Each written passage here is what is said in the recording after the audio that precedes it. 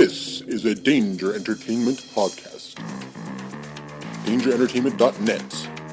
Danger Entertainment Podcast Network.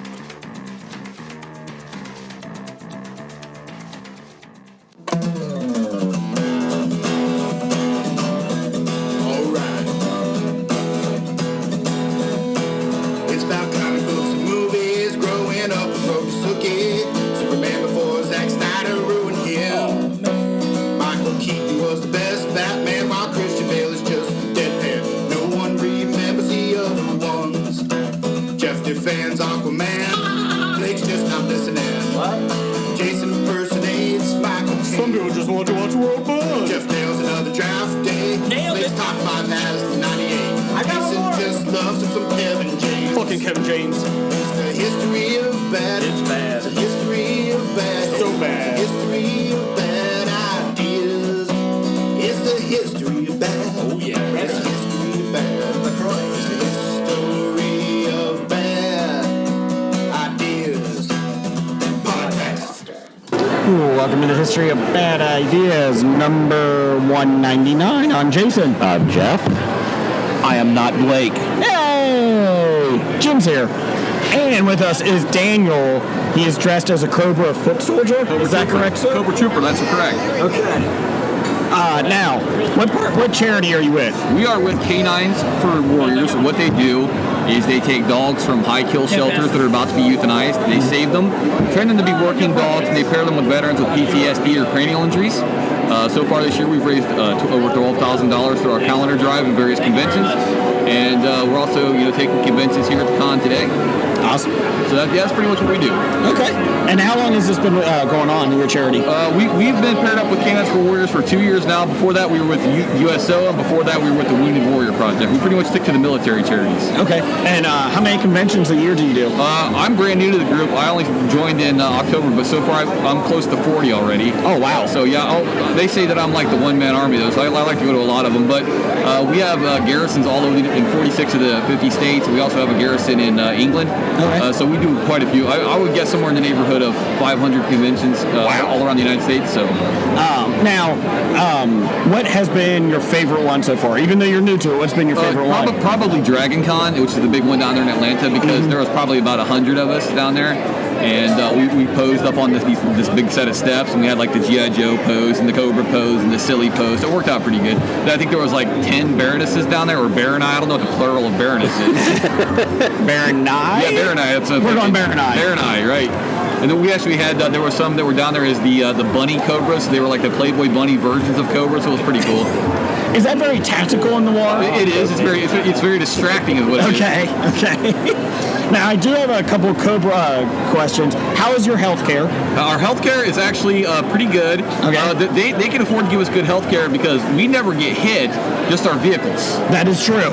So as long as you can bail out of a jet at 700 mile an hour and not get hurt, you're totally cool. And I have some personal issues on this because what is your insurance premiums on the vehicles? I'm a little concerned. Our insurance for your typical hiss, it's about $12,000 a month. Okay. So not too bad, not too shabby. Jim, you had a question on the parachutes? Yes. What is the actual allocation and Cobra's budget for parachutes? Cobra's budget for parachutes, it really depends on how useful you are to the organization, right? If you've done something good, if you've won a battle recently, you might get a parachute. If not, if you're on the bad list, you might not get a parachute. You might open it up and there might be silverware that comes out of it. You never know. You figure, though, the parachute budget would be high, but the target practice is cheap because it never hits. So you just recycle the same paper. Right. So we don't spend enough on ammo, but we use that to buy the silk for the parachutes. Totally. I have an issue. Do you guys have an issue with the bats? The bats, when they introduced the bats, all of a sudden G.I. Joe became expert marksman all of a sudden. Because before they could never hit us, they could hit our vehicles, but as soon as the bats came out, and I don't know if you've ever seen the beginning of the cartoon where one of the G.I. Joes just hoses down like a whole division of bats. It cost us like, $45 billion worth of artificial intelligence right there, but I grew up on the G.I. Joe cartoon. Okay. And I loved it. Right. The one biggest regret I had from my childhood is I had the Terradrome. Okay, yep. With the jet come out. Yep. Sold out. Fire bats, what that's called, yep. I sold it at a garage sale when I was younger. Oh, nice. and I'm kicking myself now. Right. See, you know how many I've heard stories like that, or my mom gave them away, or I used to shoot them with my BB gun. I hear that all the time. So it's pretty common to get. That's why they're valuable now, is because everybody got rid of them. Do you have a collection? I do have quite a bit of collection. Okay. What is your prize? My prize collection is the USS Defiant, which is the rocket ship that comes out of the launcher. Right. That's a pretty rare one. It's missing a couple of pieces, but I'm getting it more and more together as I go to conventions, because you'll go to a convention, there'll be some guy who have a suitcase just of pieces, right? And I've actually seen somebody, the USS Flag, the aircraft carrier. Yes. I've actually seen somebody pay $200 just for the railing on the USS Flag. This is the part that gets broke the most, right? Yeah.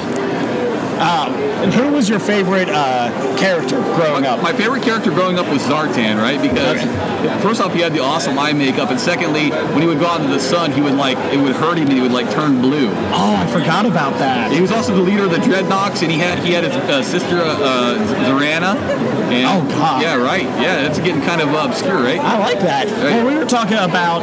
My brother was asking you earlier about the guy that came with the hog. Right. Yeah, Nagahide, correct. Yeah. And I forgot all about his cheetah suit. Right. Which is very, very nice. Right. It was very Craven the Hunter look. Sure, it's totally like 1980s glam rock look. Yes. Right? He could walk right into a Poison concert and started singing. He wouldn't have been out of place, right? And do you remember the PSAs afterwards? Oh, I totally remember the PSAs. And if you look, and they did that on G.I. Joe and the Transformers, both Hasbro properties.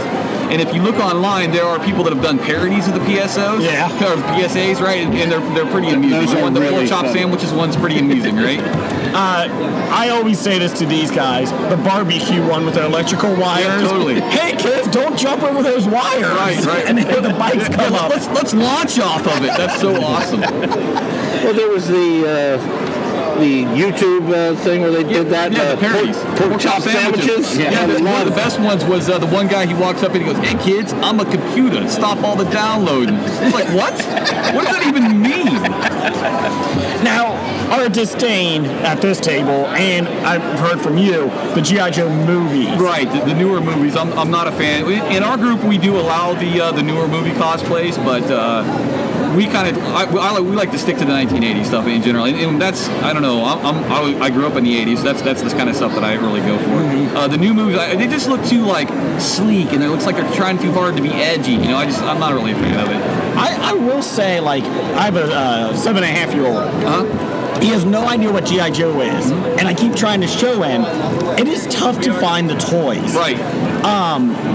Star Wars, I know the new movies are out, I get you that, but there's always more figures coming out, even when there was no movies. I don't understand why there's no G.I. Joe. There's not many characters that you can find 3 3/4 figures anymore. Well, the reason for that is apparently Hasbro does not like to make lots of money, because Hasbro seems to do everything in their power to alienate their big fans, because you're right, if you go to the store right now, I guarantee you wouldn't be able to find a G.I. Joe 3 3/4 inch. No. You just wouldn't be able to do it. But there would be giant pile of Star Wars characters. So Disney's got the right idea. Hasbro, not so much. The guy running out with the ice cream maker, Jim, at the Empire Strikes Back. We'll make a character of him. Yeah, right. The person you see for a half a second in the Cantina bar, there's 4 versions of them. I felt like that was all I ever got. For Christmas, my mom would go out there and get them, and it would be like, thanks, this guy... You got Guy 7? Yes! Instead of Darth Vader? Yeah. Stormtrooper 12 that died. Yeah, right. Damn it. Guy by the stairs. Jeff, do you have some trivia? I'm finding some here. But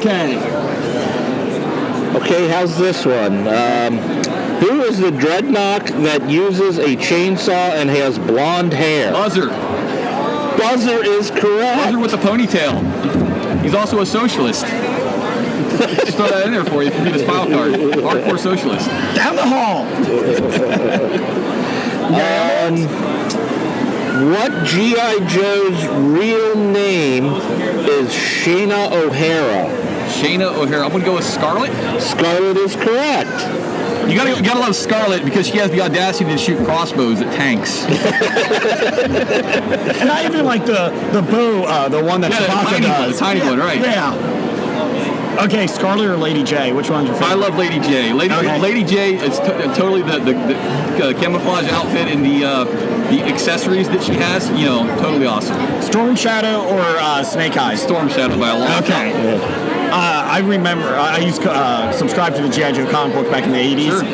back when they actually did subscriptions. Sure. And I still remember, even as a kid, getting the Storm Shadow, I think it was Storm Shadow, the silent book. Oh, yeah. I still have Where that. totally no dialogue in it. No dialogue. Sure. That thing was amazing. And then I found out that it's worth something. Sure. I was like, hey, I actually have a book that's from the 80s that's worth something. Sure. The guy that drew a lot of those, Larry Hama, right? Well, I'm a huge fan of that guy. And at Dragon Con, we met the guy, right? And we have in our little trading card sets that we had a trading card of Larry Hama. We took it up to him. He would sign it for us. And also, this is even better.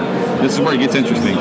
We had a blank trading card, and we'd take it to him and give it to him, and he would draw pictures of us in our cosplay, and then we would sign it for us. So it was the guy who did the the G.I. Joe comics drawing us. It was totally awesome. That is awesome. It was like my life-changing moment right there. Well, and I collect comic books off and on. I've gone away from the superhero ones a lot lately. I love Lone Ranger, and Dynamite redid that. And then G.I. Joe has had a couple of reboots recently. Sure.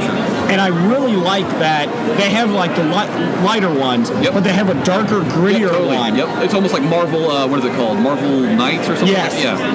And I don't know, like, how big is that? I mean, I feel like you said you can't find action figures anywhere. Right. They can find comic books everywhere of G.I. Joe. Yeah, well, the thing is, though, is when you think about action figures, there's a big investment, like, up front. You have to invest in the molds, right? Yeah. Comic books, you're just, putting something on paper and printing it out, right? It's like printing money, basically. Although I will say this, for the IDW comics, they have Skywarp, the Transformer, right? The Decepticon bad guy Transformer. He's helping out the G.I. Joes for some reason, and I find that kind of stupid. Yeah. Maybe that's just me. I'm not a big fan of the G.I. Joe Transformers crossover. Me neither. I like the separate. The only one I really liked was when a Cobra Commander crossed over, just he himself, and he was in disguise as Old Snake, and you totally didn't know it was Cobra Commander, even though he talked exactly like him. And at the end, he would go, Cobra! So Chris Latta, I'm not sure if everybody knows this, but Chris Latta is also the guy that did the voice of Starscream, did the voice of Cobra Commander. Okay. He was also on Married with Children. So what was a better weapon for Cobra? The Weather Machine? The Weather Dominator? Or when he was trying to manage a rock band? Cold Slither. Cold Slither, right there. Okay, you win that question. Cold Slither, you'll be joining us soon. A Band of Vipers playing our tune. That was a little bit of a psychological project. That had a small budget, and the Weather Dominator had a huge budget. So I got to go with bang for buck. I got to go with Cold Slither. I'm impressed with that. Yeah. I just like how Cobra Commander was very lackadaisy in it. Yeah, fine, I'm watching They started destroying their instruments. He's like, that's totally what we want. Yeah. The music's tertiary. Jeff, got one more question for him, and we'll let him get back to his booth here. Out of all antiques and pets Serpentor was collecting to gain his strength, what was the only one he did not get? Antiques and pets. Serpentor was using his strength. Multiple choice. Multiple choice. Okay. Pet snake, torture chamber equipment, picture of Rasputin, or the skull splitter axe. Good Lord. That is rough. And this is the one that he did not collect. He did not get. What were the choices again? Oh crap! It went away. Snake. A snake. Picture of Rasputin, torture chamber, torture chamber, and the snake, and the skull splitter axe. Wow, I'm going to guess. This is what I really don't know. I got to guess skull splitter axe, maybe? Is that wrong? It is correct. Hey, look, I got Leatherneck stopped Serpentor from getting the axe, and he broke the axe so nobody could use it to ever hurt anyone again. Right, awesome. Hey, just a little bit of trivia for you guys. The reason why they call Leatherneck is because he's a Marine. And in the olden times, back when the Marines were the Barbary Coast Pirates, they used to wear a piece of leather around their necks because to prevent the Muslims from chopping their heads off with their scimitars. But it's a little bit of really obscure trivia there for you. So, I'll let you go here in just a second. And first off, win the G.I. Joe comic. Right? There you go. That's your prize. Awesome. Thank Appreciate you. it, guys. Awesome. Thank you. And also, what was the best nickname The best nickname. that you think The in the G.I. Joe? Best nickname. Okay. And then this guy over here actually does a cosplay of it. It's because the nickname has not aged well. It's Skidmark. Yeah. I remember him. yes. It's like if you think of Skidmark in modern context, it's kind of disgusting. But if you look at the toy, it's actually a pretty neat toy. And what was the worst one? The worst nickname I would have to say would be Buzzer, because I mean it just sounds like something that somebody hits in a game show. Was he the Dreadnought? He was a Dreadnought. with Yeah, the we just had a chainsaw. trivia question about him just a second ago. Yeah. One question: do you think Jeff and I would be able to pull off Thomas and Zaymod? Zaymod and Tomax? Heck yeah, you guys would. But I tell you what, the one thing though is if somebody punches one of you, the other has to feel it. Yes. I just did it. You're already 2/3 there.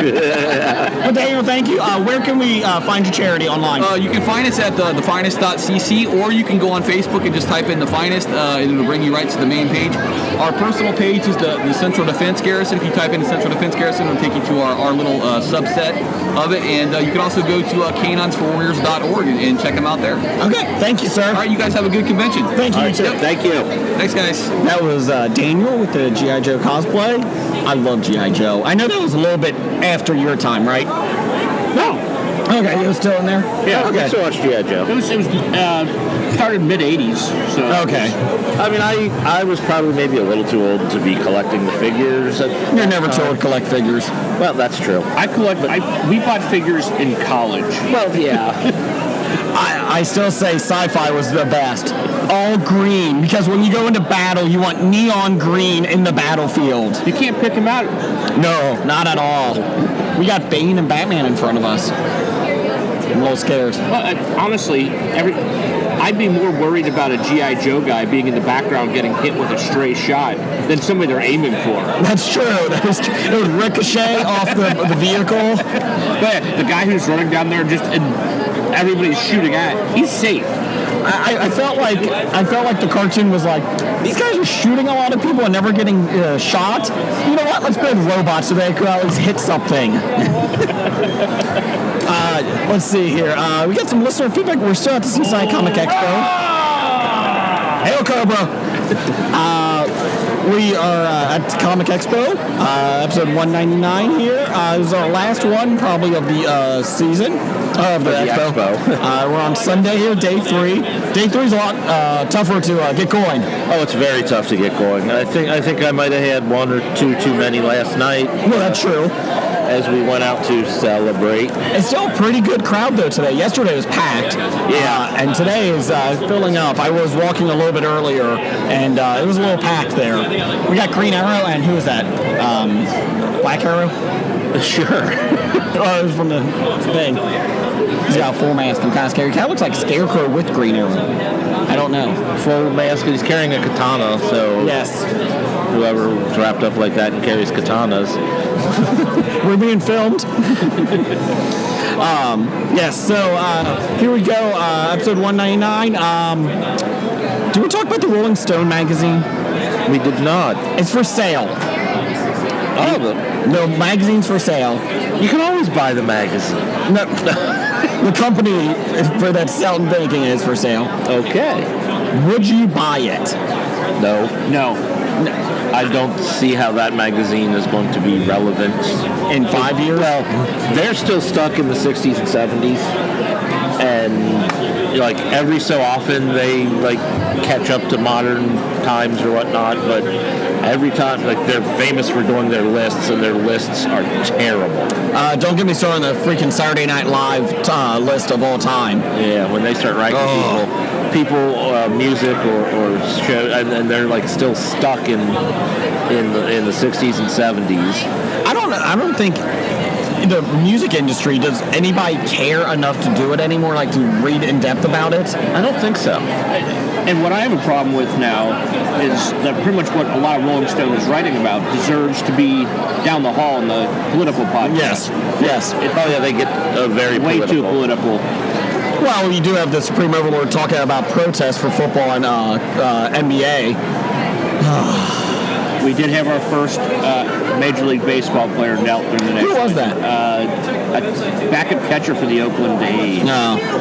And again, if you don't bring it out, nobody cares.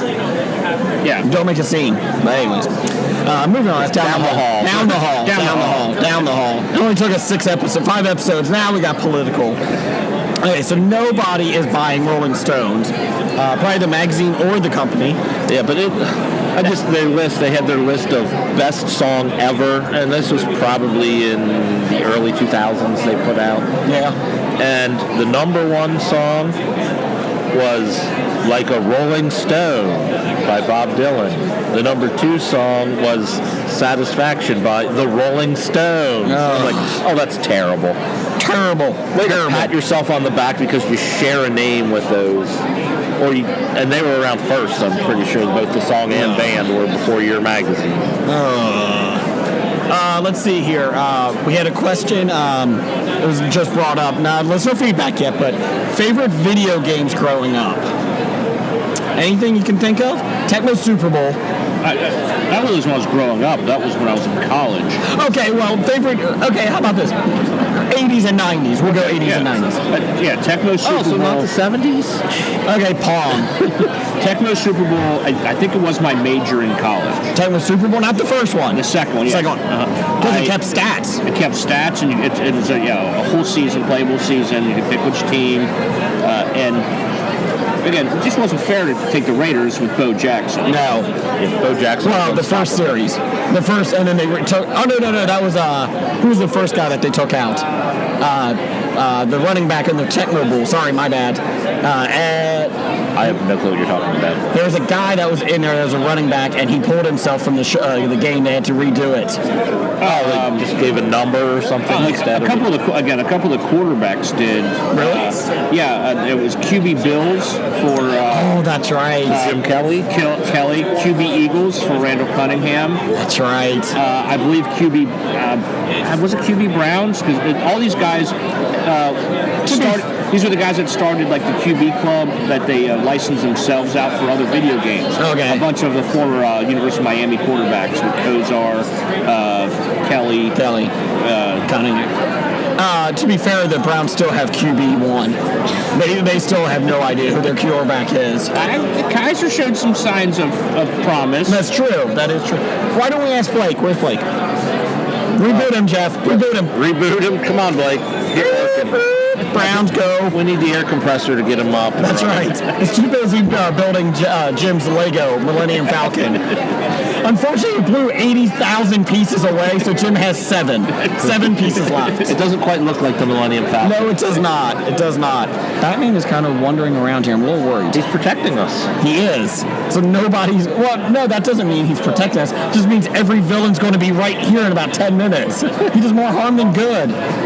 And you're a Batman fan. I am a Batman fan, but he sometimes does do The more harm Joker than... was just buying some Tom and Chi. That is your Wonder Woman's there. That's a good Wonder Woman outfit. Good for her. I like that. Did you see the old school Captain America? Yes. That's a pretty kick-ass one. I see the Thing, or a guy wearing the Thing shirt. Where? I missed it. Right in the front of the line. Oh, I like that. And I know the listeners are going to be shocked, but there was another Harley Quinn here. Just one. Just one. Oh, there's another. No, there's another. And there's 400. There's one over there. Yeah, there's one. There's a Daredevil. Daredevil? Well done.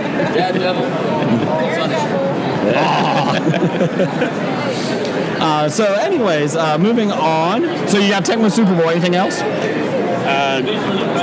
Other Nintendo games. Super Mario 3 was a good one for me. I like that one. I did stay up many late nights in college playing Super Mario 3. I played many nights playing Street Fighter 2. Yeah. And at the same time, we did the original Final Fantasy. Oh, okay. You ran 4 characters in that, so me and 3 of my friends were like, all right, we'll all pick what character we want to do. And we had a rule that at least 3 of the 4 had to be there when we played it. I like it. And so we played like throughout the quarter or something in college, so that was a good one. That was a fun game. I'll go back to another sports game for the Sega Genesis, NHL 95. That is I think the top, that and NHL 15, or NFL 2K15 are probably the top 2 sports games of all time. Although I did like all the golf games on the Genesis. I don't remember those. What were they called? They weren't the Tiger Woods. It was Pebble Beach. Oh, that's right. I think it was Pebble Beach. It was Pebble Beach. Yeah. Yes.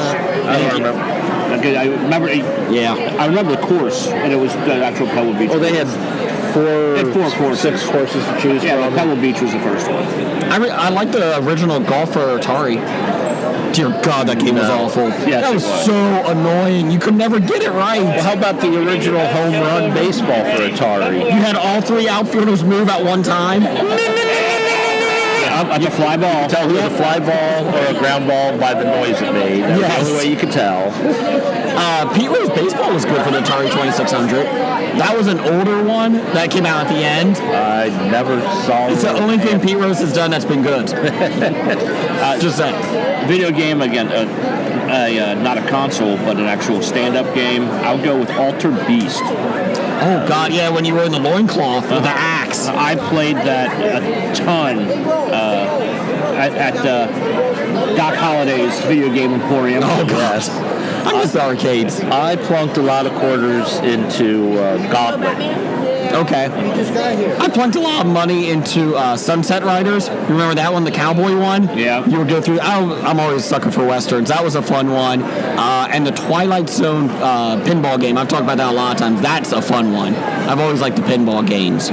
I'm trying to think if there's any other ones that I grew up with that I really liked. I also really liked the Crystal Castles, where you were playing the bear on the unicycle. Yeah, I never liked that one. It was a trackball game, and it was probably the best of the trackball games, I thought. And I liked that one. Have we ever talked about Circus? Remember that one for the Atari? Circus Atari? Yeah. The clowns on the... That thing was annoying. Up and down. Just knocking out all the balloons. I was a big fan of the Super Nintendo version. I look up. There's Gambit. There's Gambit. I am Remy LeCroix. No, I am Remy LeBeau. That one is a female, though, so It is a could female be Gambit. Remy. Hanging out. I'm thinking, is that supposed to be Rogue with her? Yes. Her back is to us, so it's tougher to tell. Their hair is Yeah, painted that's white. Rogue. Rogue and Gambit. That's a good outfit. I like that. I like that. Well done. Everybody loves Gambit. Except Tate's. He may love it, but he's not seeing it. It's never happening. I don't think anybody's seeing it. No. Can we get your picture? Thank you. All right. We got Gambit. And Rogue. And Rogue. Rogue's always underrated. Did she have the streak? Oh, she did have the streak. Yes. She did have the streak in the hair. Nice. That's the first time I've seen Gambit here. Remember back in the day when you would see Gambit everywhere? Not so much anymore. That is actually Harrison Ford. It could be. It could be. I don't know. Does he have... not to be mean, but he also has asthma medicine with him, so I don't think that could be Harrison Ford. I thought that guy was too young. On a side note, he also has a plane wing coming out of his back. For our listeners who don't know, that was an old gentleman dressed as Indiana Jones. I'm surprised by the amount of older people dressing up. It's great. Oh, Batman's taking his luggage and going home. Here he goes. That's everything he uses to put in his belt. Actually, that's actually Jason Todd in there. Oh. You can't go anywhere without him. Poor Jason Todd. Let's see here.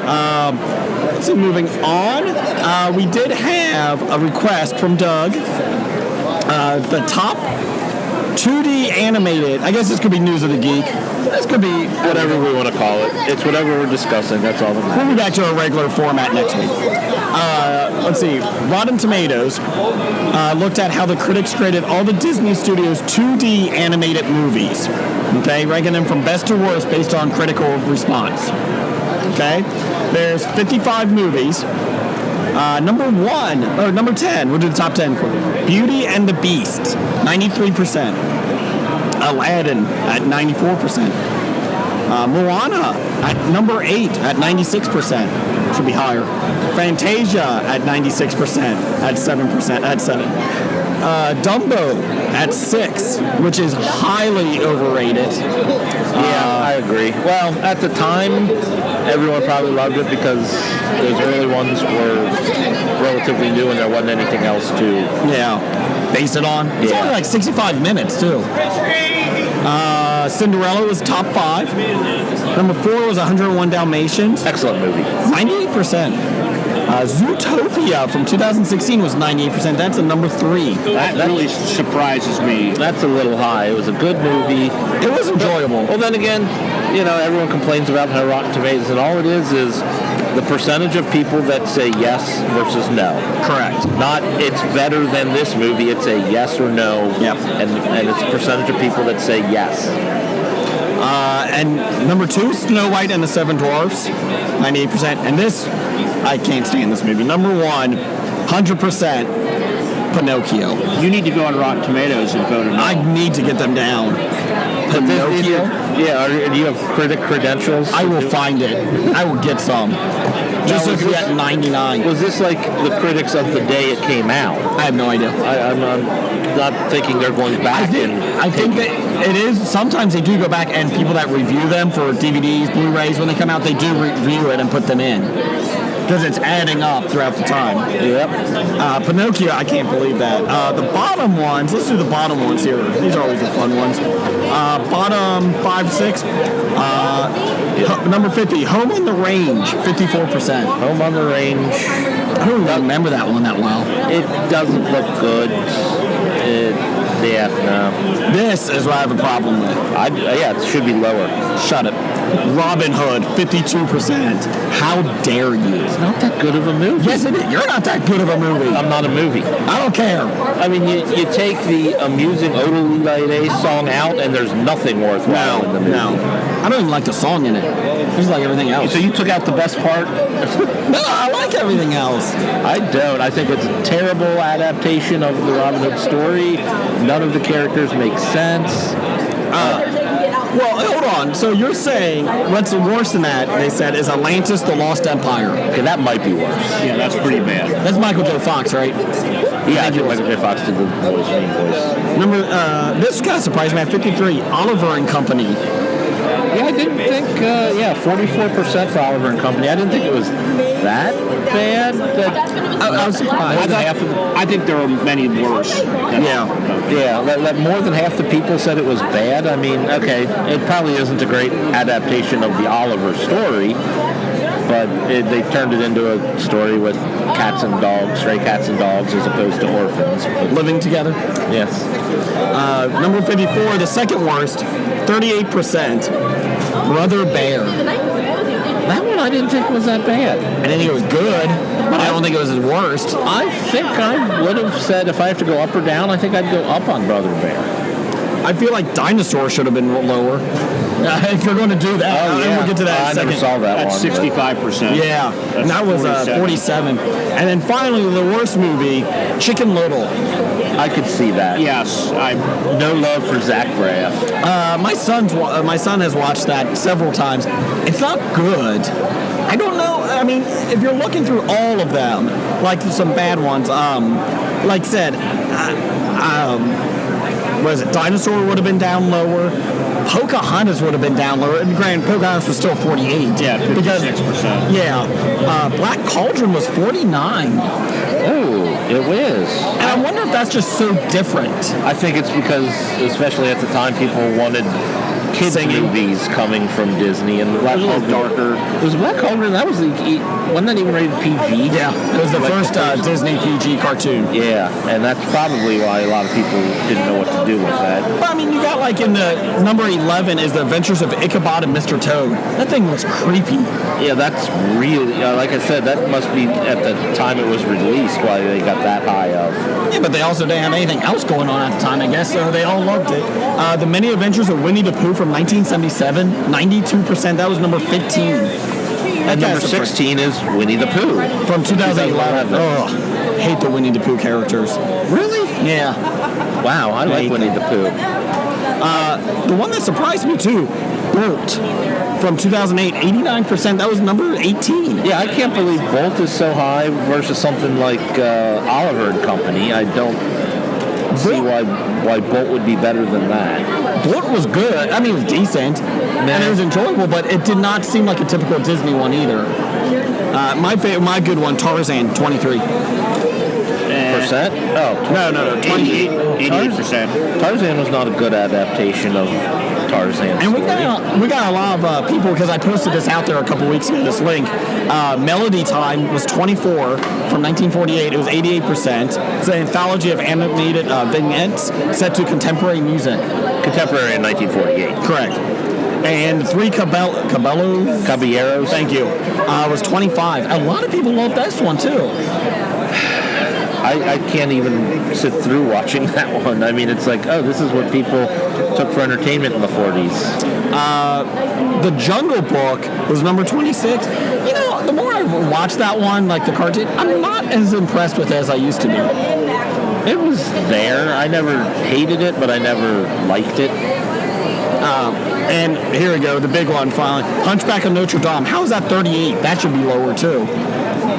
Because a lot of these under it aren't that good. Treasure Planet. Treasure Planet's ranked way too high on this list. Is there any surprises for you, Jim? I actually figured, I know it's like 14, but I figured The Lion King would be higher.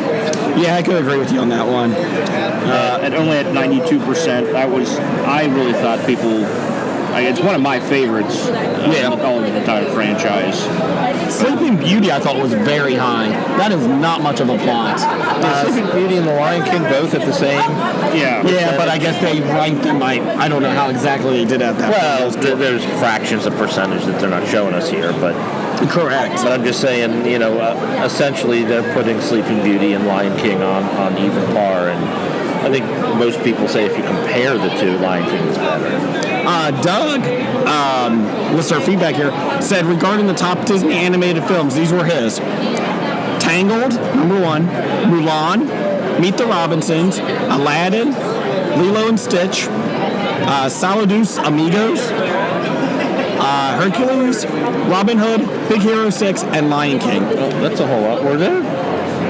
Where was Lilo and Stitch? But there's Lilo and Stitch is 29 on the list.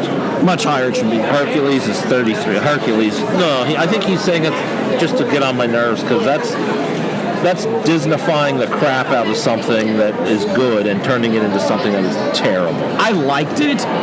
Looking back, it is not a good film. Yeah, you're right. I mean, they ruined that character that Kevin Sorbo made so special. Exactly.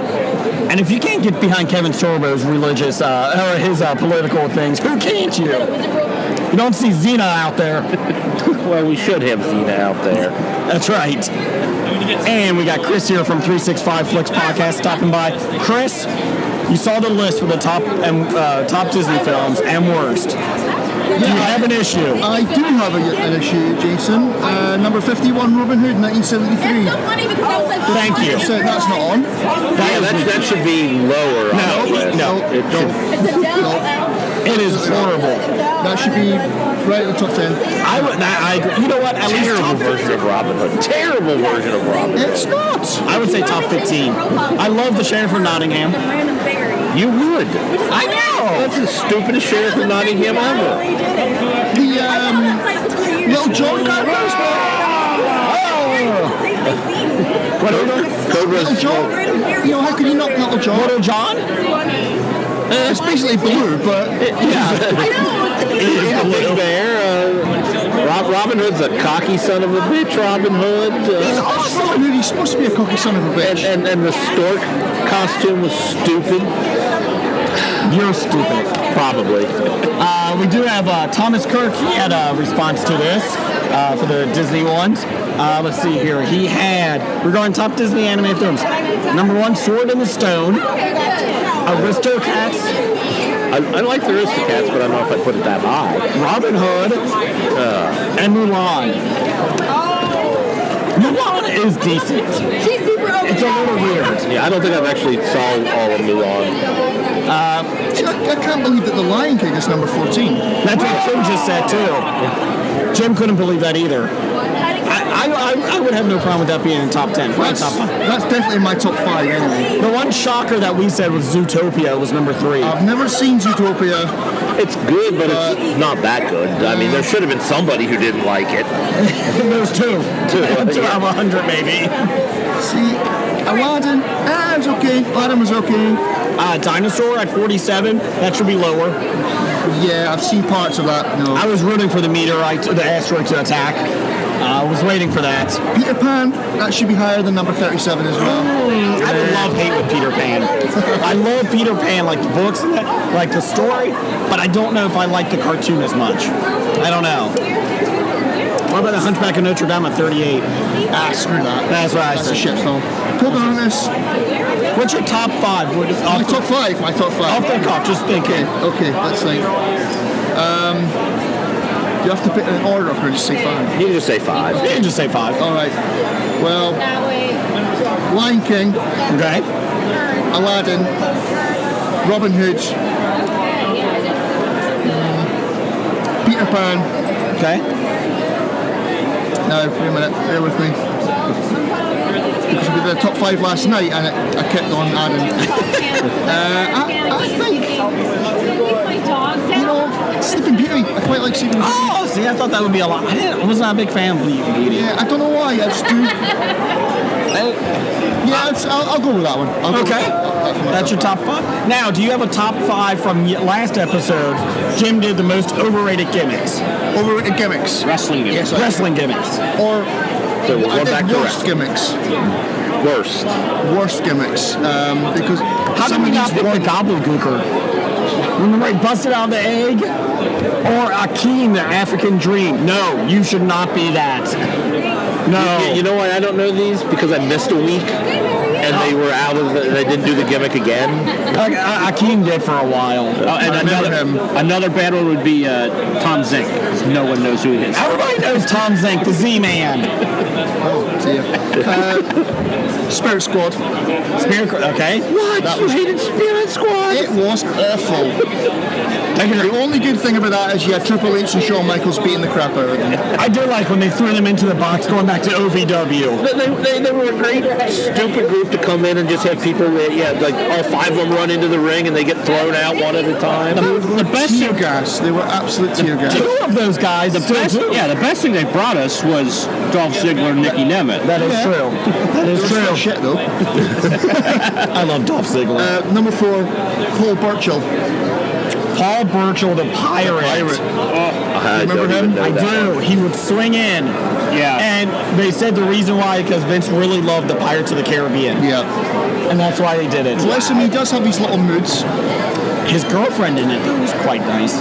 Didn't that turn out to be sister or something, or is that someone else? It was sister, and they kind of made it incest. Yeah. Alluded to it. Okay, that made it worse.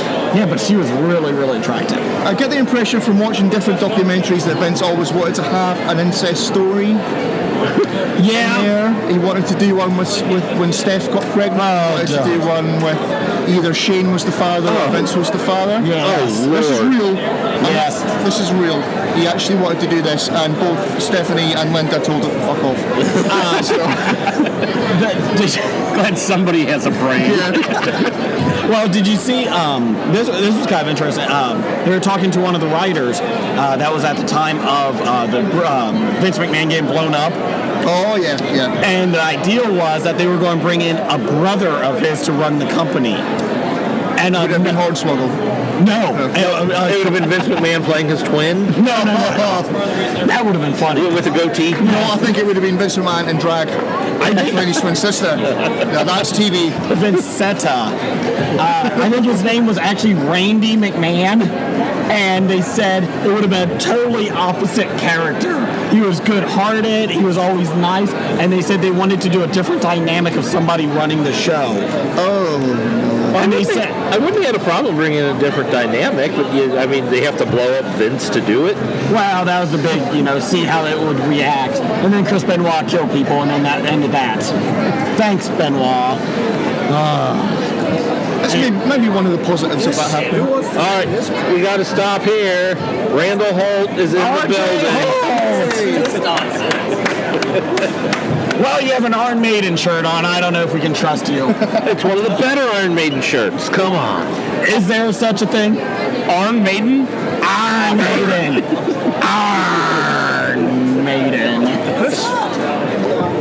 We had to interrupt because we have a special guest.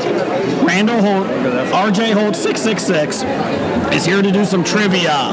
Welcome, Randall. Hi, thank you. Glad to be here. Despite what Jeff says, you do not have horns.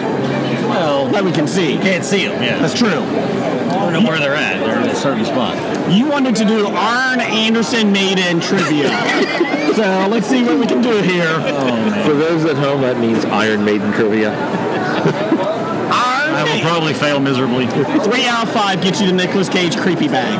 Oh. But nobody goes home a loser. You get the Animal Kingdom, Pandora, Avatar Land map. I don't know if I can handle that. Yeah. Somebody just literally walked up and looked at that and then walked away. At least she took one. I think she put it back. Thanks, Doug. Let's see here. Iron Maiden formed on what I don't know holiday? who Iron Maiden is. Sorry, let's start this off again. I'm just going to go with Maiden. Okay. Maiden formed on what holiday? Oh my God, really? They formed their band on what holiday? Well, since they're from England, I'm going to guess it's not the 4th of July. Arbor Day. Damn, I really don't have a clue. Let's go with Christmas. You are correct. Lucky guess. Let's see here. Name me 5 Iron Maiden songs in 30 seconds. Ready? Go. Trooper, Number of the Beast, Hallowed Be Thy Name, Revelations, and Rhyme of the Ancient Mariner. Is he correct? Yeah, those were all Okay, good. Okay, good. That was easy, thank you. That's softball. Before joining Iron Maiden in Curse you. guitarist Janet Gers Oh, God. Yannick Gers. was part of the competition. He was a driving force behind which Maiden's nemesis? I get multiple choice? No.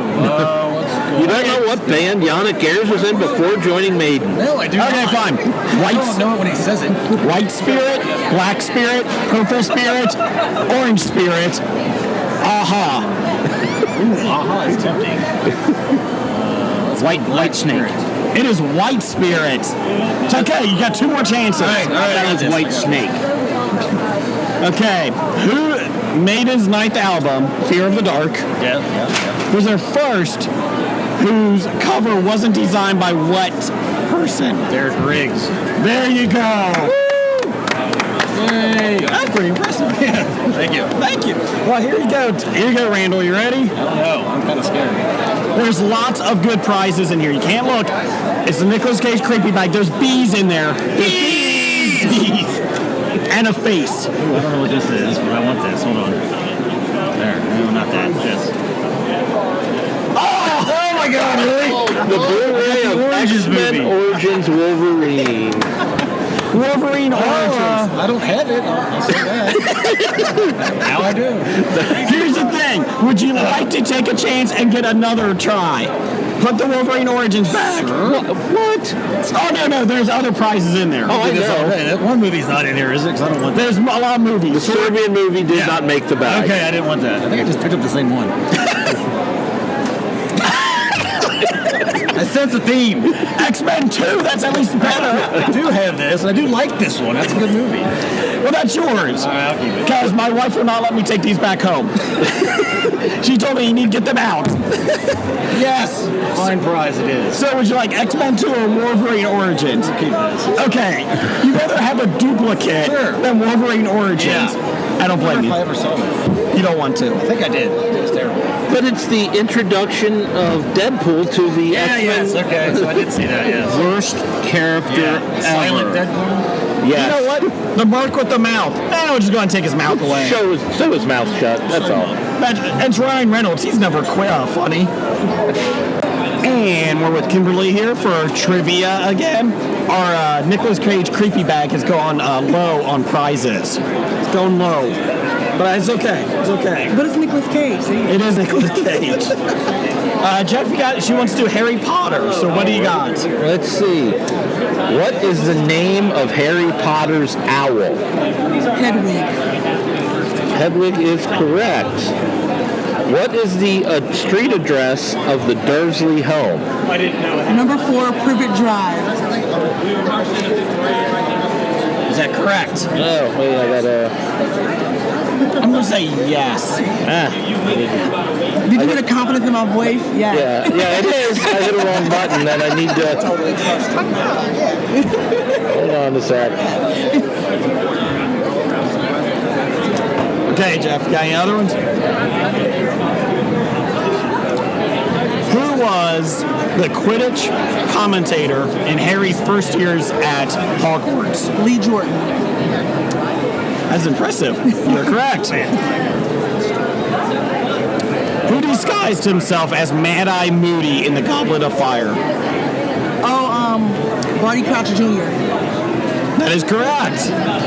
You got any more, Jeff? Or you got? This is for 5 out of 5. Let me find a tough one for number 5. I got one. Okay. What potion did Harry take in order to get Slughorn's memories? Felix Filius. You didn't even let me read the options. Well done. So here's the thing. We're running out of prizes. You can have the Star Wars Elite Series. Okay. Or you can pick 2 things from the bag. Fellas, Bag or this? See this one. was that from the bag? That was from the bag. I'm gonna go with this.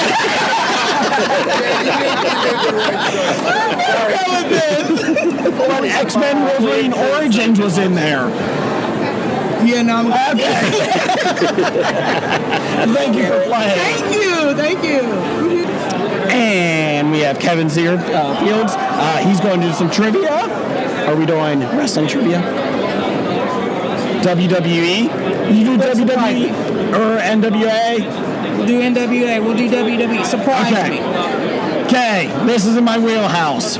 He seems like he's got confidence in this. I'll be honest, it's a lot better than that crappy Iron Maiden trivia. Sorry. Let's see here. So, we got WrestleMania 2. This is a tough question. No one has got it throughout the week.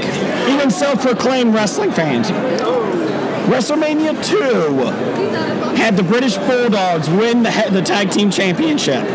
What team did they beat? Man. And 2 is probably the one I don't really remember the most. Nobody wants to remember 2, I'll be honest. It's a very bad one. Would you like options? Let's go with some options. Okay. We have the Can-Am Connection. We have Brutus Beefcake and Greg the Hammer Valentine. You have Nikolai Volkov and the Iron Sheik. And you have Demolition. It's a tough one. That is a tough one. But my immediate gut instinct was Greg the Hammer Valentine and Brutus Garvey. Well done! I've been trying to get anybody to get that answer right. Even some guys from another podcast that think they're wrestling fans can't get it. Did the Can-Am Connection even make it to a WrestleMania? No. I didn't think so. You know what? But they were one of my favorites when I was a kid. I'm not going to ask that question. Who's the teammate of? Just off the record, off the test here. Can-Am Connection. Do you remember the 2 guys? That is Rick Martel. Yeah. And if you get this, I'll add it to the trivia here. Was it Barry Windham? Oh, it does not count against you because that's a bonus. There's Tom Zink. Tom Zink, that's right. The Z-Man. Some people appreciate him. Anyways, WrestleMania 3 took place in what arena? That was the Silverdome. That is correct.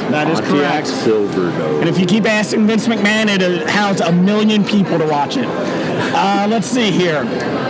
Andre the Giant beat Hulk Hogan on a Saturday night's main event for the belt. Who did he give the title to? Ted DiBiase. There you go. Okay.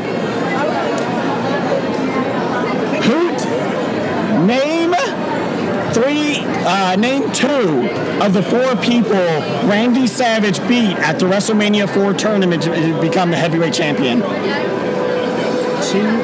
Oh, man. Now you're making me work. Ah, see? You can phone a friend if they know. I can phone a friend. No, not that. Out here. Ask the audience. Ask the audience. I don't know. 2 of the 4. And if you don't get it right, it's okay. You've already won 3. Okay. 2 of the 4 people Macho Man Randy Savage beat at WrestleMania 4 to be heavyweight champion. Nope, Have got you ever nothing. noticed I have a lot of pointless knowledge? Jim, do you know this? Would you like to help? No, You don't know this? I have some thoughts, but I don't know if they're right. I am drawing a complete blank. Give him some thoughts. All right. Is that Big John Studd in that one? No, he was not. I'll give you some options. Was Hulk Hogan one of them?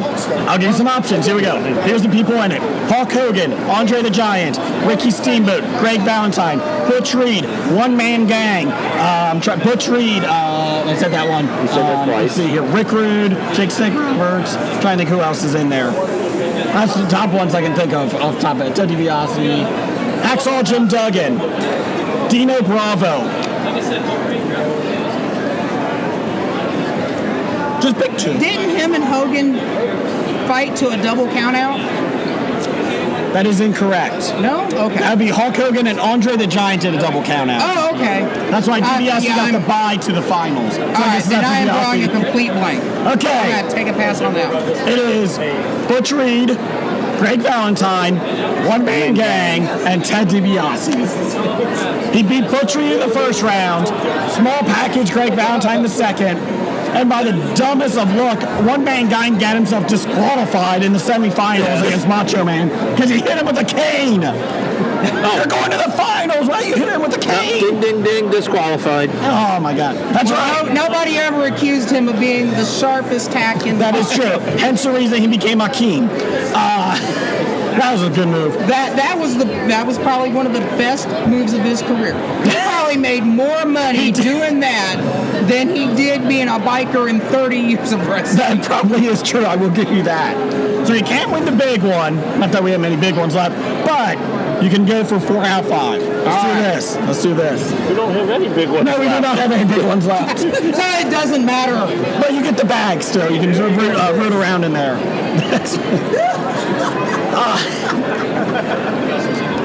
When the earthquake premiered on TV, he did not go by just the earthquake. What was the first part of his nickname? He appeared with Dino Bravo, and they beat up the Ultimate Warrior in a push-up contest. And I remember watching that on TV. They picked the biggest guy out of the audience, and you were shocked. Randall, I have a lot of useless knowledge. I was a very lonely child. I'm going to take a pass on that one, too. I am drawing blank. That's okay. Canadian earthquake. That's all he was known as. Canadian earthquake? Yes. And then they dropped after like a month. You did not win. You can get a picture taken if it's okay with Chris with the belt, just to see it. Would you like to see it? Here Absolutely. You go. There you go. Would you like to take a picture? Start charging, Chris. But it is the UK belt, so nobody cares. That's harsh. Oh, Chris's eyes lit up when you acted like you were throwing that away. Here you go. Nicolas Cage creepy bag. You ready? Go ahead and pick it in. There's bees in there. Be careful. Bees and snakes. All right. We're avoiding the DVD. Good call. I've heard that is bad news. The DVDs are nothing but great. We gave away Sorority Boys yesterday. Is there a Nicolas Cage DVD in there? No, there's no Nicolas Cage actually. There's nothing Nicolas Cage. All right. What do we get? A car. A Hot Wheels. A Spider-Man Hot Wheels. I got a Spider-Man Hot Wheel. And here you go. A Pandora Avatar Land map. Awesome. A map. I have a friend who is a huge Disney mark. Oh, you know what? Love this. Here, take one for yourself and him. Awesome. So that's a good one. Here's some coasters. And so I appreciate you playing. All right, thanks a lot. So Chris did not get done with his top 5 because we had some trivia, which was great. But we had one quick thing from Randall Holt, fan of Arn Anderson Maiden. He would like me to do a Remy LaCroix impersonation. I think you should. I can't look at him in the eyes. I can't do it. Oh, I can. Oh, hi, I'm Remy LaCroix. How are you? I have a loop. Would you like to hear my British impression? Some people just want to watch the World Cup. With a knackered voice. With no voice, with my voice officially dying. Yeah, it is closer to real than you've ever done before. Kind of Macy Green meets Michael Green. It is basically Well done. I take a lot less drugs than her. Allegedly. I'm just saying, if you had a death pool, she's a good pick. Just saying. Allegedly. Yeah. So you still have top 5 overrated wrestling gimmicks. Okay, right. Number. You had Spirit Squad, Paul, Churchill. the Next Pirate. one, the Boogeyman. Oh, the Boogeyman. That was terrible. You didn't like him coming and just eating worms? It was repulsive. Yes. And then later on, he would have no shoes on, and that annoyed me. Put some damn shoes on. You're in the ring. Most of the time when he did that with the worms, I thought, oh, you sick fuck. And I was also going... And the shoe thing was annoying. The shoes as well, Bringer. The shoes. You could get an athlete foot. So what about Jimmy Snuka? He never wore shoes. Well, he did murder. He murdered people. Allegedly. He never got to trial because he died. That's an excuse. We can still convict him in public opinion. Like Aaron Hernandez. Well, I guess Tamina's never coming on our show. Next one. Okay. I've hobbied this one. Okay, they're all fakes. Fake Undertaker, fake Diesel, and fake Razor Ramon. I beg to differ. You could put the real Undertaker on that list too. Fuck yourself. I feel like the fake Undertaker actually had better backstory. No. And wrestled better. No. You know who played the fake Undertaker? It's Kane, wasn't it? Brian Lee. Who the hell's that? He played a biker in DOA afterwards with Skull, Chains, and all those guys. Funny story, he was supposed to be called Steve Lee, but there's too many Steves, so they changed to Brian Lee. So just let you know. Did you have Kane and the real Undertaker on there? No, and just fuck you again. Okay. My number one for this is Eugene. Oh, Eugene. Oh, Eugene was terrible. Eugene was not great. No, it was awful. Oh, okay. The sad thing is, he was a trainer down in OVW at the time, and they said he could out-wrestle anybody. Like, he was crisp and everything, and then they saddled him with that. Imagine that, though. You've got the dream job. You've gotten the call from the WWE, and then you want me to play what? It's okay. We got Regal with you, Steven Regal. Yeah. William Regal, because there's too many Steves. But he never worked again, did he? Jim, he's doing your mystery box. Come back here. You can have this one. Do we trade mystery boxes? Yeah. Eugene, bag of shite. I don't have a problem with that. That was not a good character. No. And it didn't start he started off very, I would say, offensive, and then it got worse as he went. You know, he still does that gimmick on Independence. Does he really? Yes. I'll give you my top 5. I like Eugene. I'll put him at number 5. At number 4, I'm putting Gangrel. Oh, Gangrel. His music was good, though. He came up from the His underneath. music was good. But because of Gangrel, we got Edge Christian, which was great, but Gangrel himself was terrible. Yes. Terrible. Then I'll go Paul Bearer, then Kane, and number 1 is The Undertaker. Sorry. I'm leaving. Oh, my precious. no Glacier? Glacier's awesome! Glacier was awesome. Glacier is coming. Blood runs cold. Dear God. That's what an awful, a big build-up, and then that's what we got. Yes. They did build him up. Him and Mortis tore down the house. You know, funny thing was, Glacier was supposed to be known as Steve Glacier, and there's so many Steves. So they just made him Glacier. They just made him Glacier. So was he called Jeff or Brian or Bob? Jeff. Jeff Glacier. Jeff Glacier. But that was before we had my name Jeff. Let me just say this. You need to go online and see the promos for Glacier. From 97-ish, I think it was 97, because his gimmick was supposed to be his big thing, and then they signed Hogan, Nash, and Hall, and they're like, yeah, sorry. It doesn't look good. So if the guy would have answered Steve Earthquake as the name. Giving credit would have been correct. I'll be honest. If What was it the answer to that? Canadian earthquake. Canadian earthquake. Yeah. Yes. And he had a little Canadian flag on his belly. And it was awful. That's ridiculous. Well, that's why they got rid of it. Kevin, do you have an overrated list of wrestlers? I can help you. 1 through 5, Taker. Good job. Look, I get up again after I get knocked down. Yeah, you're tough. You're Chumbawamba. Whatever. Wait, number 5. Yeah. Number 5. Number 5 is Mean Mark Callis. Mean Mark Callis. Also knows them. Good. At least Chumbawamba had a hit. At least somebody liked them. Sorry. I don't like the Undertaker. I liked his biker gimmick. The Dead Man was better. No. It was. I was at the, it was in Louisville, I was at the pay-per-view when it was Triple H and The Rock in an Arn Anderson match, and it was coming down to the last minute. Shawn Michaels was a special referee. Sweet. And DX got in the ring, and Taker came down with his bike. That was his first appearance. And I was like, I don't know what this is, but that at least looks better than what it was. I always thought he would crash when he would have the bike. He probably did once at a house show. That's why he has bad hips. Shit. That he's 107 years old. But I'm going to wrestle again! But he's still the phenom. Yes, he is the phenom. Can everyone join us? How are you feeling over there?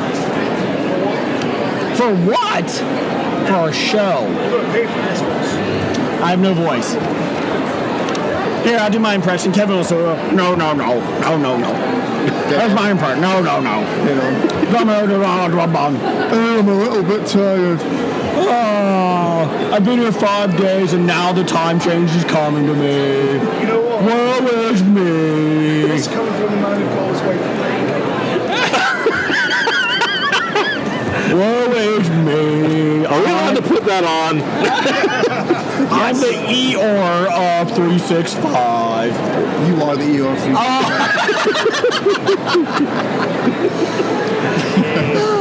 I see an elbow coming here soon. I'm the linchpin. And after some trivia, we are now doing Draft Day. Draft Day. Everybody loves Draft Day. Yeah, apparently we don't have our music in the computer today. So. Hobie! Draft Day. Thanks, Henno. Yay!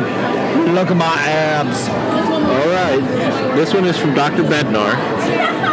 So pay attention here and let us know who wins this draft day. Draft day. Redraft the group of The Walking Dead season opener that Negan is about to kill. 10 people with necks on the line. We don't have to fill in the characters. Nah, just 10 people we would put in place of those characters. We're putting Again, this is fictional. We're not wishing death upon anybody. Oh, and, well, when you were here, Jim and I were discussing, the 10th one you pick is the one that gets hit. Oh!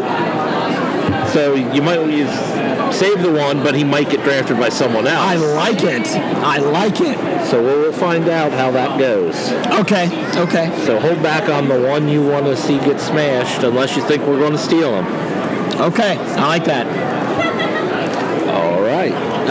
Okay, so Jim, you can go first, and we're doing rapid fire here since he's 10. Okay, my first one, this is for Jason. I just want to see what would happen if this character was there. I'll go Treebeard. Who's Treebeard? Treebeard is the walking tree. He's a walking tree. He's the Ent from Lord of the Rings. I like it. Well done. My first pick is Charlie Brown. Wow, really? See Charlie Brown sitting, kneeling there, scared for his life? Well, then I'm going to top that. That just added mine. Lucy. She's a bitch. You picked Lucy? I'm picking Lucy. All right. Round 2, Jim. Round 2, I'll go with Ronald Weasley.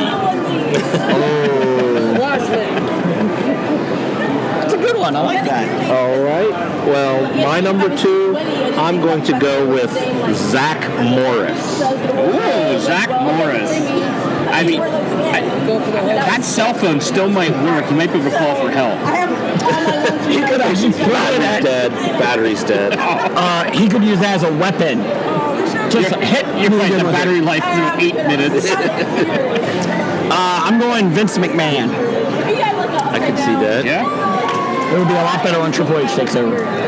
Okay. Round 3. Round 3. I will go with Wesley Crusher. Oh, good one. I like it. Wish he made my list. I like Good it. pick. I like it. My third one, I'm going with Sheldon Cooper. Oh, I thought about him. that's a good one. I like that one. My third one, I am going Jar Jar Binks. You're not saving him for the end, huh? No. Round 4, Jim. Round 4. Ross Geller. Most annoying character ever. This isn't one that I particularly dislike. It's just I think it would be entertaining to watch. I'm taking the character of John Malkovich from the movie being John Malkovich. It's very meta. It is. Malkovich. Malkovich. Very meta. I'm going to take the embargo off. I am picking Kourtney Kardashian.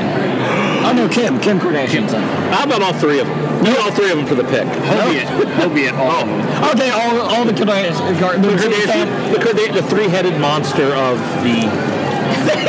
Okay, now I'm picturing a three-headed Kardashian with all their heads up. Okay, so round 5. Jack Black. Beat me to it. It's a good one. Yeah, I can't be mad. You picked him, so that's fine. He's on the block. I'm going with Queen Elizabeth II. Time should just do that. Could you imagine her kneeling in the mud? Right next to Jack Black. Excuse me, do you have a blanket I can kneel on? I kneel for no one. Nico was just like, you're so annoying, just go away. Just go away. I'm not going to hit you because you're going to die soon anyway. Number 5, Leah Remini. Every character she plays, I don't care. Round 6, Jim. I will go young Bruce Wayne from Gotham. Well done. We should have a child in there. Well, I had Charlie Brown. That was my child. But the character is so annoying. He is. He should have been killed off. Yes. I'm going to go with the G.I. Joe known as Gung Ho. Love the Marine tattoo on his chest and stomach there. I like it. I don't know how to do that. I am going with, this is a tough one. I'm going Adam Sandler. Number 6 round. Stop making movies. Round 7. Okay, I'm going to go another real person, Skip Bayless. Oh, good one. Skip Bayless. Oh, I know what I'm going with then. Your pick? My pick, I think it's time to pull this one out. I'm going with Nicolas Cage. With the bee... that's fine. with the beehive or the bee... The bee cage. Yeah. So Nicolas Cage is off the table. Let's see here. This is round 7. I'm going Stephen A. Smith. Thank you, Jim.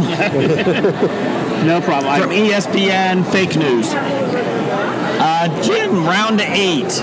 Round 8, I am going to go with, I think, maybe the most annoying character on television, Ted Mosby.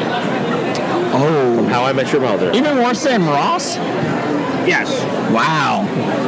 That's a rough one. That is a rough one. They're both top 5 TV douchebags, I'll give you that. Yeah.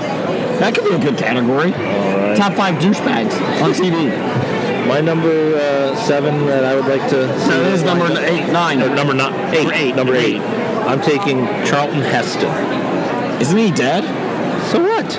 Oh, okay. I mean Charlton Heston when he was acting. Okay, I gotcha. Because like from Soylent Green era, Charlton Heston. I gotcha.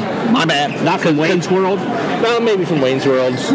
Can't we at least get a good actor here? Because just get a small part. Yeah, just like Wayne's World. Get a great actor for a small part, and he just over-emotes like crazy. I gotcha. I could see him doing the Rick role where where he's like begging And crying. He's the guy begging to not do it. Round 8, Kevin James. He's number 8. That's a given. We That's a figured he given. was coming in. You were just afraid someone was going to steal it before you can. He would have been number 10. I got a couple ones. Okay, my number 9. Okay. I'll go Game of Thrones. I'll go Littlefinger. Littlefinger. Peter Baelish. Peter Baelish. Watching him beg for his life already. Yeah, I don't know why. For no apparent reason, I picked my number 9 as Lyle Alzado. The guy suffered enough. Jeez. Hey, he tried to get into acting, so hey, he needed to do that. Number 9 for me is the llama that Jeff bought yesterday. I just want to see them pan all these people and then a llama, a stuffed animal llama. So that is number 9. That is a good pick. And I want the girl that wanted it behind it crying. Okay, now we're going to our number 10. This is the bats coming down on them. Bats going down. I'm going to go with everybody's favorite, Pete Rose. Oh. Could you do a double-headed one with Pete Rose Jr.? That's a good one. I like it. And again, people in Cincinnati will either like hate me or love me for it because as my father told us, there are 2 types of people about Pete who know Pete Rose. There are 2 types of people opinions about Pete Rose. Those people who like Pete Rose and those people who know Pete Rose. Fucking Pete Rose. Well, geez, I think I'm going to lose now because that was a great pick. My number 10 getting the bat is Cosmo Kramer. Oh. I can see that. Nope. He is my least favorite of the Seinfeld. Oh, by far. How about Michael Richards in general after his... Yes, right. My number 10, Roger Goodell. Just because I want him to try to plead with Megan and say, well, I understand that you have this army, but is it really good for the business? I am now suspending you for 7 games. Nope, 5, 3. If you hit me with a bat, it's 2 games. Nope, 1. Never mind. I'm dead. I am sure that listener Brian Hackney would love that pick since he is actively trying to get banned on Twitter From Roger Goodell. Keep it up. Keep it up. So, teens, around the 10 circles. Again, this is just for fun. Fiction. We don't want to harm upon anyone. I have Lucy from Peanuts, Vince McMahon, Jar Jar Binks, the 3-headed Kardashians. We have, Leah Remini, Adam Sandler, Stephen A. Smith, Kevin James, and the llama, and Roger Goodell. All right. My list is Charlie Brown, Zach Morris, Sheldon Cooper, John Malkovich, Queen Elizabeth II, Gung Ho. Yo, Joe. Nicolas Cage in his bee cage head. Charlton Heston, for some reason, Lyle Alzado, and Cosmo Kramer. And then mine, I have Treebeard, Ron Weasley, the Wesley Crusher, Ross Geller, Jack Black, young Bruce Wayne from Gotham, Skip Bayless, Ted Mosby, Littlefinger Peter Baelish, and Pete Rose. Wow. So that was our draft day. Dr. Bednar gets to let us know who actually wins that one. Well done, Dr. Bednar. All right, we're finishing up some of our trivia here, and we got Amanda sitting down wanting to play. Can you hear me? There we go. All right. All right, she says she's going to take Disney questions. See how it goes. So let's see how we give this. In Aladdin, what is the name of Jasmine's pet tiger? Raja. That's one. What author wrote the book that the animated feature The Jungle Book is based on? Oh, Lord. Do you have multiple choice? Oh, so now I got to make up choices? No. I don't know that answer. It was Rudyard Kipling. Oh, yeah. That guy. In The Lion King, where does Mufasa and his family live? The Rock. Pride Rock. Pride Rock. There Pride you go. Rock, yes. Let's find some that aren't. How many questions do I get? Is this like Five. 5. Okay. So you get 3 out of 5. You get to pick. 3 out of 5. All right. Did that last one count? Yes. All right. Another one? Hold on. I'll find something that doesn't. But find something that's not too hard. Is that what you're saying? Something I that. appreciate it. Name 2 Disney movies, animated, that have come out in the last 3 years. In the last 3 years? Yeah. Is Frozen in the last 3 years? No. All right. Well, that's not one of the Okay, answers that's then. no. That's not one of my answers. Since Frozen. Name of Disney movies since Frozen. Moana. That's one. That is one. Thank you very much. Best And one.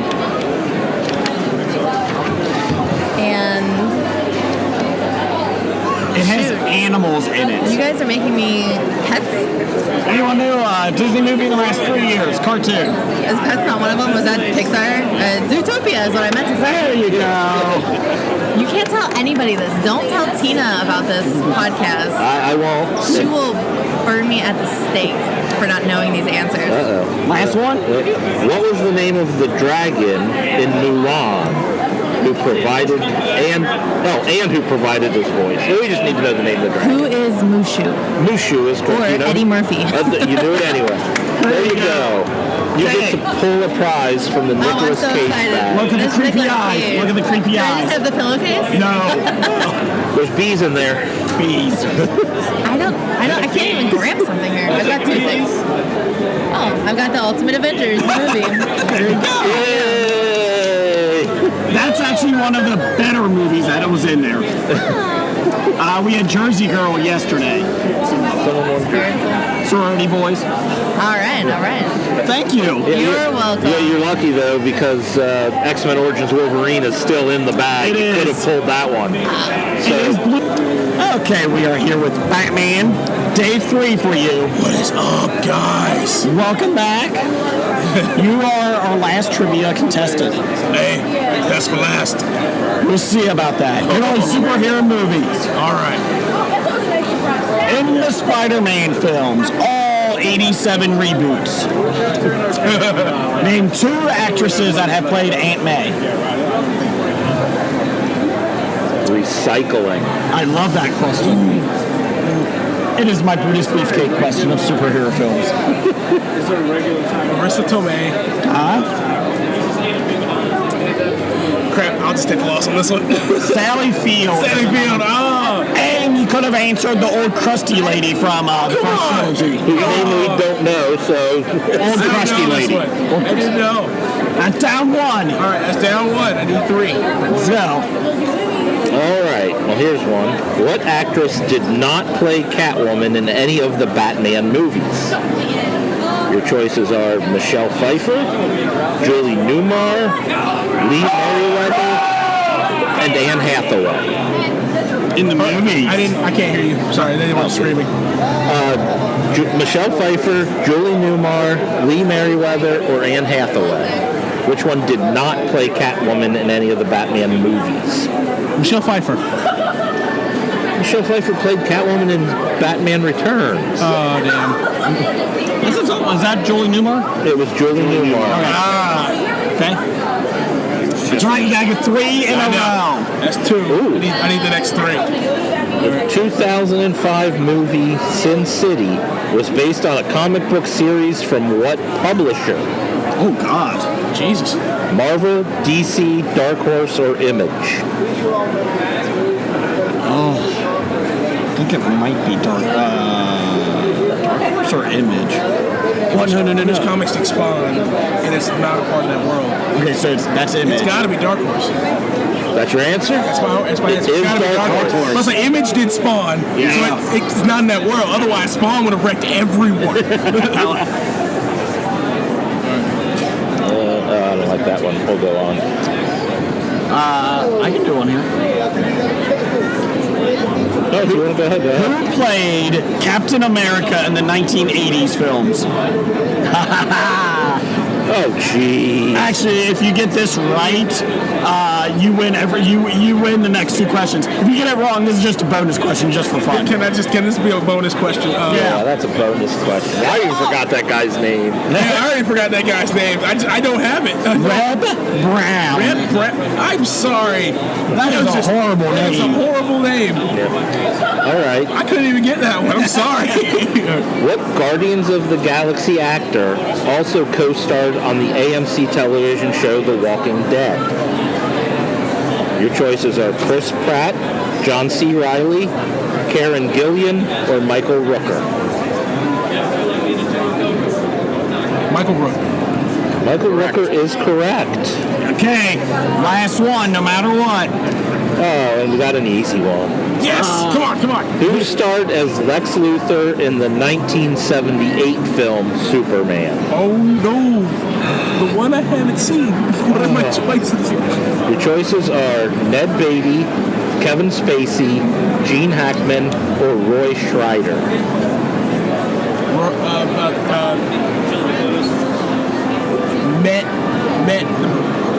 I'll read your choices again. Okay, please. Ned Beatty, Kevin Spacey, Gene Hackman, Roy Scheider.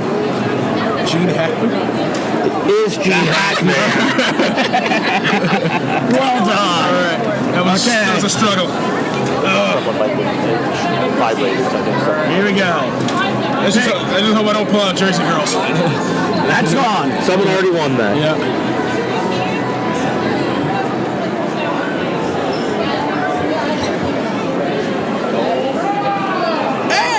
Spider-Man, the original Spider-Man film. All right, that's not bad. On DVD. Well, thank you, sir, for playing. Thank you for having me. Have you won all 3 days? Well, the second day I didn't do trivia. We just straight up talked. That's right. We just straight up talked about DC movies and what would be good in the box office. Well, thank you, sir. Hey, thank you for having me. Thank you, and enjoy the rest of your con. All right. Leia, top 5. That's Jason's new top 5 music. Leia. Yeah, we don't have the top 5 music here at the con, so we're ready to do our top 5 as we are getting ready to wind down. Yes, it's been a long expo, but fun. It's been a blast. I want to thank the expo for having us here. We enjoyed it a lot, met a lot of people, and appreciate it. We're on nerdly.co.uk, Danger Bound Network, Danger Entertainment Network, WeBeGeeksPC.com, and Geek Life Radio, 10 a.m. Eastern, 9 a.m. Central, every Friday. And if you like us, send us put a review down for us on iTunes. Alrighty, well, this week on Top 5, we're going with our favorite wrestlers who have never won the heavyweight title or the main title of their WCW or ECW. Yeah, it can be fun. And top 5 favorite wrestlers that have never won the big prize. All right, yes. That we know of. Yeah, we could be wrong. That's true. If we are, you can write us we're right till proven wrong. Yes. Jim, go ahead and start. What's your number 5? My number 5, with his swing his shillelagh, Fit Finlay.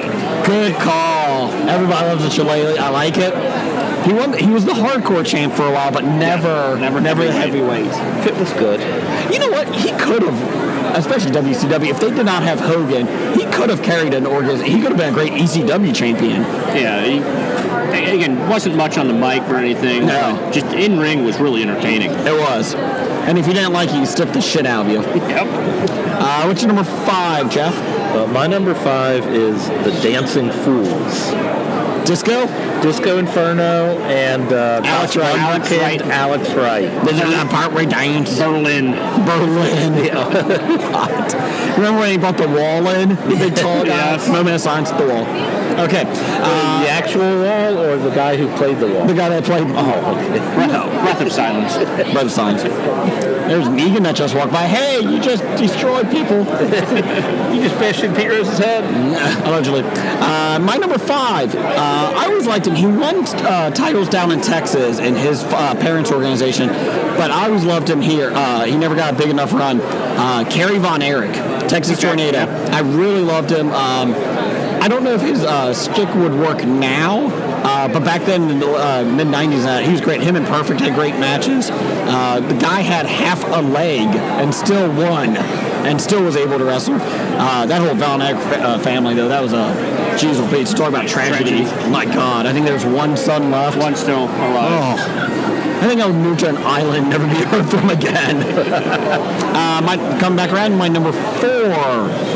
This is a tough one. This is an asterisk on this one because he technically did, but it was given back. Ted DiBiase. I feel like Andre gave him the belt, then it was stripped of it. He didn't win the belt. He was given the belt. Yeah. It was a great storyline, and he was a hell of a bad guy on the mic. He could have done a very good run with it. Problem was you had Hogan and Savage at that time, and you didn't really have bad guy champions at that time, but DiBiase would have been perfect for it. Jeff, what's your number 4? My number 4 is Jim the Anvil Neidhart. He was always my favorite. There will be no confusion. He's never won a championship. No, he had the tag team belt. But he was always he was even my favorite of the Hart Foundation. Okay. And Brett got a push, and he just got left in the shadows. And I wanted his daughter's a champion now. You're right. Natalia. Thank God she got a run with the belt because she was vastly underrated, and she was stuck in the crappy era between the Revolution and then we have models. Jim, what's your number 4? This one, I'm going out on a real limb, and I'm going to Hobie this one. Okay. I'm going to go with those guys in NXT who didn't quite make it because they came out against Bill DeMott and the way he trained them. How they got blackballed. I got blackballed, so I'll go with hot young Briley Pierce, Judas Drazen, and that's about 4 more. Yeah, I agree. We're going to fire Bill DeMott, but then you guys are punished too. What? They still remain blackballed. Yeah, I don't understand that. They're still doing shows out in California, though. Really? Yeah. Good for them. What's number 3? My number 3, the chairman of the board, La Parca. I think he won stuff in Mexico, but yes, in the American Federation, I don't think he was. He hardcore champ. I was a hardcore champ for a while. The best is his dance. Oh yeah, his dance is amazing. Jeff, what's your number 3? My number 3 is the genius, Lanny Poffo. You know what? He was another one that was hell of a good on mic. Oh, yeah. And he never even had an IC title run, Intercontinental. I was kind of surprised by that. You think his brother would help put him over, but no. Well, Randy. He was one, though, too. He was like a honky-tonk heel. Like, he was the cowardly guy. He could have gotten a decent run. I would have been okay. And even before he was the genius, he was just leaping Lanny, and he was a good technical wrestler. Great jobber. He was a great jobber. I remember when he got the atomic drop, and he would sell it like he got shot. He would jump all over the ring. Let's see here. My number 3. Yeah, 3. Is going to be... I'm going Rick Rude. I'm going Rick Rude. The Ravishing one. The Ravishing one. He had the mic skills. He made everybody... Everybody hated him. Bobby the Brain Heenan was awesome. And I feel like, and he had a program with Ultimate Warrior after the Warrior won the belt from Hogan. Rick Rude was their first major competitor for it, and he headlined SummerSlam with him. So that was my number 3. My number 2 is a tough one. I had 2 of them that I was going back and forth. Owen Hart. I felt like he should have been able to take that belt off Brett at some point. They should have let him win it. I think maybe they were planning on at some point in the future before the tragedy, but the rumor was with his blue blazer that he got died from. He was doing blue blazer. The rumor was that they were going to pretty much for doing that crappy gimmick, they were going to give him a run eventually. Yeah. Whether that's true or not, I mean, it changes all the time. Yeah. But Owen Hart, he was great on the mic. He was a hell of a bad guy, and he was a decent good guy too. He was a scrappy little thing. And anyone that had to team up with Coco Beware with high energy, come on.